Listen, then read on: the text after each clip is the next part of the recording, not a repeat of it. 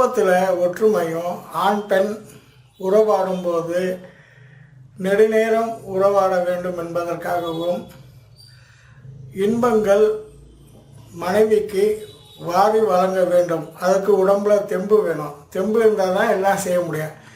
இந்த தெம்புக்காக என்ன செய்யணும்னாக்கா தாது புஷ்டி தேக புஷ்டி. தாது என்றால் விந்து. விந்து பலமாக இருக்க வேண்டும். நீர்த்து போயிருக்கக்கூடாது. நீர்த்து போயிருந்தால் விந்து சீக்கிரத்தில் வெளியேறிவிடும். தேக புஷ்டி உடம்புல நல்ல பலம் இருக்கணும். சந்தையில் வல்லாரை கீரை, கையான் தகர கீரை, பொன்னாங்கண்ணி கீரை, புளியாரை கீரை, எலுமிச்சம்பழம், அப்புறம் அதில் கொஞ்சம் இஞ்சி சாறு. இப்போ இந்த கீரைகள் நீங்கள் என்ன பண்ணோம்னா எல்லாத்தையும் கீரைகள் மட்டும் நல்லா கழுவி சுத்தம் பண்ணி தண்டு கிண்டு வேரெல்லாம் அறுத்து போட்டுட்டு அதில் உள்ள சாறை நல்லா எடுத்து ஒரு துணியில் வடிகட்டி ஒரு கிண்ணத்தில் வச்சுக்கோங்க. ஒரு முழு எலுமிச்சம்பழம், அதாவது 200 மில்லி நீங்கள் எடுக்கப்பட்ட சாறாக இருந்தால் அதுக்கு ஒரு முழு எலுமிச்சம்பழம் சாறு பிழிஞ்சு போட்டுக்கோங்க.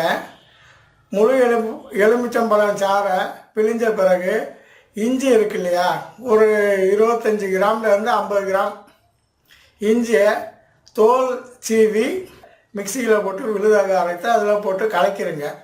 கலக்கிட்டு இப்போ மொத்த சாறினுடைய அளவு குறைஞ்சது 250 மில்லி இருக்குதுன்னு வச்சுக்கோங்க. இந்த சாறு மூழ்கும் அளவுக்கு ஜீரகம் இருக்கு இல்லையா, நம்ம என்றைக்குமே வீட்டில் யூஸ் பண்ணுறோம் இல்லையா, அந்த ஜீரகத்தை வாங்கிக்கங்க. அந்த சாறு மூழ்கும் வரைக்கும் ஜீரகத்தை போட்டு 24 மணி நேரம், அதாவது ஒரு நாள் 1.5 நாள் ஆகட்டும், எடுத்துக்கிட்டு காஞ்சிரும். காஞ்ச பிறகு நல்ல நிழலில் காஞ்ச பிறகு இதை மிக்சியில் போட்டு பவுடர் ஆக்கி ஜலிச்சு எடுத்துக்கோங்க. வல்லாரை, கையாந்தகரை, பொன்னாங்கண்ணி, புளியாரை, எலுமிச்சம்பழம், இஞ்சி சார் போன்ற இந்த சாரோடு இந்த ஜீரகம் ஊறினால ஞாபக சக்தி வளரும், நன்றாக விந்து ஊறும், ரத்தம் ரொம்ப விருத்தியாகும். அதுக்கப்புறம் பாருங்கள், உங்களுடைய இல்லற வாழ்க்கை மிகவும் இனிதாக இருக்கும்.